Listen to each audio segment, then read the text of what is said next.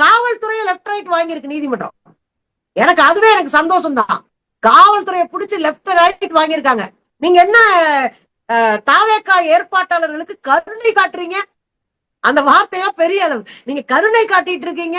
எதுக்காக தாவேகாக்கு நீங்க இத மனு அனுப்பல? எதுக்கு நோட்டீஸ் அனுப்பல?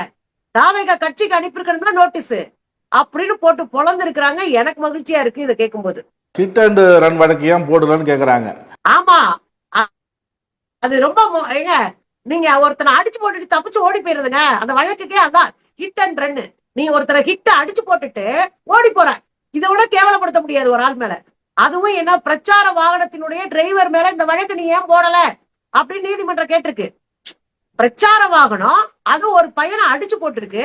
அந்த பையன் இருக்கானா செத்தானான்னு தெரியல, என்ன பிரச்சனையில இருக்கான்னு தெரியல, எதையுமே காவல்துறை கண்டுக்கல. என்ன நினைச்சிட்டு இருக்கீங்க நீங்க அப்படின்னு காவல்துறை தலையில கொட்டு வச்சதுல பொலேர்னு அடிச்சுட்டு நீங்க உடனடியாக ஹிட் அண்ட் ரன் வழக்க அந்த டிரைவர் மேல பதியணும். ரெண்டாவது, இந்த வழக்கு பின்னாடி இந்த வண்டியை நீங்க ஏன் பறிமுதல் செய்யல?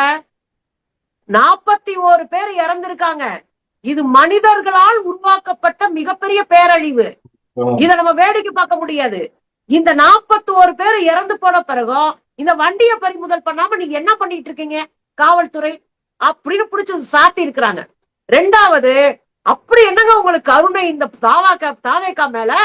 அப்படி என்னங்க உங்களுக்கு? நீங்க நாங்க உத்தரவு போடணும், நாங்க உத்தரவு போட்டோன்னே அதை எடுத்துட்டு போய் நீங்க கேஸ் உத்தரவு போட்டாங்கப்பா அப்படின்னு சேர்க்கணுமா? அடிச்சு ஆடுங்க, கேஸ போடுங்க அப்படின்றதா அதுல இருக்கிற விஷயமே. அதனால காவல்துறையை நீங்க இன்னும் சரியான இடத்தை தேர்வு செஞ்சு கொடுக்கணும். இதெல்லாம் அரசுக்கு சொல்லியிருக்கிறாங்க. காவல்துறை தன் பக்கத்துல இருக்கிற நியாயத்தை பேசியிருக்கிறாங்க, தாவேகாவும் பேசியிருக்காங்க. இதுல கூத்து என்னன்னா, தாவேகா செந்தில் பாலாஜியை பத்தி வாயே திறக்கலன்றதா அதுல இருக்கிற கூத்தே. 5 நாளா பேசினவங்க ஆக மொத்தம் பாத்தீங்கன்னா போலீஸ வச்சு செஞ்சிருக்கு நீதிமன்றம். எனக்கு சந்தோஷம்ப்பா.